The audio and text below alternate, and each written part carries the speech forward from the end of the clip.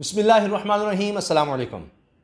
वज़ीर-ए-आज़म पाकिस्तान इमरान खान और election commission आईनी इदारा, बड़ा ताकतवर इदारा, दोनों आमने सामने आ चुके हैं।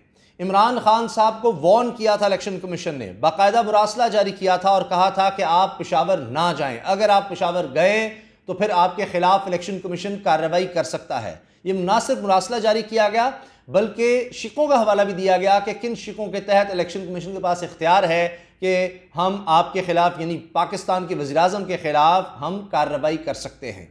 अभी आपने देखा इलेक्शन कमीशन पहले ही फवाद चौधरी और आज़म स्वाति विफाकी वज़रा के खिलाफ कार्रवाई कर चुका है कि जी इलेक्शन कमीशन के खिलाफ आपने बात क्यों की, और इन दोनों को माफ़ी मांगनी पड़ी है इलेक्शन कमीशन से।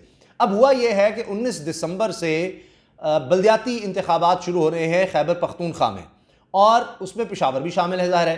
तो इमरान खान साहब का पेशावर का दौरा था और इलेक्शन कमीशन ने लिख दिया कि अगर आप ये दौरा करते हैं तो इसको ये समझा जाएगा कि आप बल्दियाती इलेक्शंस पर असरअंदाज हो रहे हैं, क्योंकि इलेक्शन कवानीन के तहत आप किसी भी तरह से कोई कैंपेन नहीं कर सकते सरकारी ओहदा रखते हुए, और कोई अनाउंसमेंट नहीं कर सकते। कोई आपने अगर कोई स्कीम लेकर आनी है, कोई इफ्तिताह करना है, कुछ भी ऐसा अवामी फलाह का भी काम है, तो ये समझा जाएगा कि आप इलेक्शन पर असरअंदाज हो रहे हैं, लोगों को लालच दे रहे हैं सरकारी तौर पर होते हुए कि जी सरकारी तौर पर हम ये काम आपके कर देंगे, ऐसा कर देंगे, तो फिर आप लोगों को अपनी तरफ माइल कर रहे हैं, जो कि गैर कानूनी है। इसलिए इमरान खान साहब को रोका गया था। लेकिन इमरान खान साहब गए, वहाँ पर उन्होंने जाकर पाकिस्तान कार्ड के हवाले से बात की, लोगों को बताया कि आने वाले दिनों में किस तरह से हर एक को सेहत कार्ड और हत्ता के राशन कार्ड की बात हो रही है जो जुलाई से शुरू होना है, कि जो गरीब तबका है उसको 30% सब्सिडी दी जाएगी। इन सब के हवाले उन्होंने दिए। अब जो सूबाई वजीर हैं कामरान मंगल साहब, उन्होंने कहा जी ये एक बिल्कुल मामूल का एक दौरा था, एक मामूल कार्रवाई थी, प्योरली ये सरकारी तौर पर उनके मामलात थे जो ममलिकत के चलाने होते हैं, इसमें कोई कैंपेन की बात नहीं थी। लेकिन इलेक्शन कमीशन पहले ही इस बारे में खबरदार कर चुका था, तो लिहाजा अब इलेक्शन कमीशन और वज़ीर-ए-आज़म इस लिहाज से आमने सामने आ चुके हैं। एक और चीज़ बड़ी ख़तरनाक, दिसंबर के आखिर तक क्या होने वाला है मैं आपको बता रहा हूँ। अंदर की खबर यह है कि इलेक्शन कमीशन एक ऐसा कदम उठाने वाला है, एक ऐसा फैसला करने वाला है कि जिससे हुकूमत ही नहीं पूरा मुल्क हिल के रह जाएगा। सब लोग उंगलियां दांतों पे दबा लेंगे क्या हो गया है। अब खबर सिर्फ इतनी है, अंदर की खबर जो मैंने आपको बता दी है कि कुछ ऐसा होने वाला है। अब मुमकिन तौर पर मैं आपको बता सकता हूँ कि चूँकि खबर देने वाले ने, ज़राए ने सिर्फ इतना बताया कि जी कुछ बड़ा होने वाला है, मगर जो इलेक्शन कमीशन खुद कह रहा है, इलेक्शन कमीशनर खुद कह रहे हैं, वो सुन लीजिए।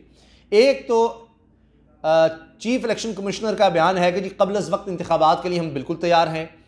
अब PTI का फॉरेन फंडिंग केस, उसमें था स्क्रूटनी कमेटी की जो रिपोर्ट है, पहले स्क्रूटनी कमेटी थी, उसने देखना था जी ये किस तरह आए, क्या वो मुतमईन है नहीं मुतमईन, इनको फंडिंग किस तरह से हुई, क्या हुआ क्या नहीं हुआ।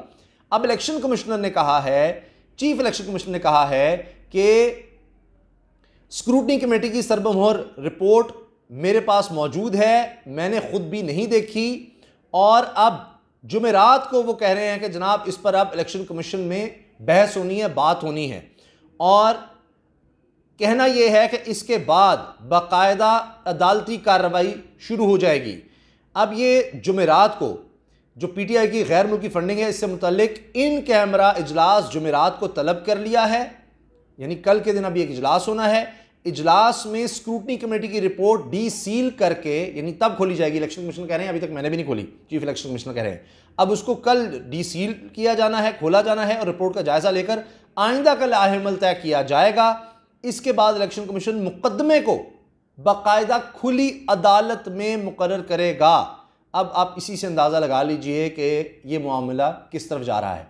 एक और चीज़ मैं आपको बता दूँ, ये स्क्रूटनी कमेटी या फॉरेन फंडिंग का मामला है, इस पर हुकूमत या तहरीक इंसाफ और इलेक्शन कमीशन आमने सामने हैं। एक और मैंने आपको बता दिया कि जनाब लेटर इशू हो गया, नोटिस चला गया एक तरह से इमरान खान साहब को। एक और मामला है इलेक्ट्रॉनिक वोटिंग मशीन का, उसके टेंडर, परचेजिंग, उसके हवाले से भी जनाब दोनों आमने सामने हैं। लेकिन उस पर जाने से पहले मैं आपको ये तक बता दूँ कि जी किस तरह से इलेक्शन कमीशन कह रहा है कि जी हम वज़ीर-ए-आज़म के ख़िलाफ़ कार्रवाई कर सकते हैं। उसमें उन्होंने कहा है कि जी 4 नवंबर को जारी करदा हिदायत की जानिब हम आपकी तवज्जो मबजूल कराना चाहते हैं कि जी किसी भी लोकल कौंसिल में उसके इलाके का दौरा करने या किसी स्कीम का ऐलान करने पर पाबंदी हमने लगा दी थी, इसलिए आप उधर नहीं जा सकते। इस लेटर की कॉपी मेरे पास है, implementation of code of conduct issued by the honourable election commission of Pakistan for the conduct of local government elections phase 1 in district Peshawar. तो पेशावर में चूंकि हो रहे हैं जी इलेक्शन, इसलिए आप वहां ना जाएं। अच्छा, अब इसमें ज़ाब्ता अखलाक का हवाला दिया गया है कि आप खिलाफ वर्जी के मुर्तकिब होंगे और ख़बरदार किया गया है कि ज़ाब्ता अखलाक की खिलाफ वर्जी करने पर आपके खिलाफ, यानी इमरान खान वज़ीर आज़म पाकिस्तान के खिलाफ इलेक्शन एक्ट 2017 की दफ़ा 233, 234 के तहत कानूनी कार्रवाई की जा सकती है। और अब कामरान मग्गे साहब सूबाई वज़ीर हैं, उन्होंने कहा है कि जी वज़ीर आज़म पेशावर में किसी इंतखाबी या अवामी इज्तिमा में शिरकत नहीं कर रहे, ये उनका दौरा एक सरकारी तौर पर है, सरकारी नौयत का है, लिहाजा ये इस चीज़ में नहीं आता। मगर बहरहाल इलेक्शन कमीशन की बात मैंने आपको बता दी है, वो अपनी जगह पर कायम है। अब आ जाते हैं इलेक्ट्रॉनिक वोटिंग मशीन का मामला। अच्छा, हुकूमत ने क्या किया है? हुकूमत ने कहा है कि जी ये 15 जून से आप इसकी परचेजिंग स्टार्ट करें, टाइमलाइन बता दी है, और फिर 15 जून 2023 तक आप जो है ये ईवीएम की डिलीवरी आपको शुरू हो जाएगी। और ये 15 जून से शुरू होकर और 15 जून 2023 तक, 15 जून 2022 से शुरू होकर 15 जून 2023 तक आपको ये मिल जाएंगी इलेक्ट्रॉनिक वोटिंग मशीन्स। तो ये बड़ा सीधा सा है, आप इस पर काम करें। फिर नादरा को ये कहा है कि जी ई वोटिंग सिस्टम जो है उसको 4 महीने में अपग्रेड कर दें।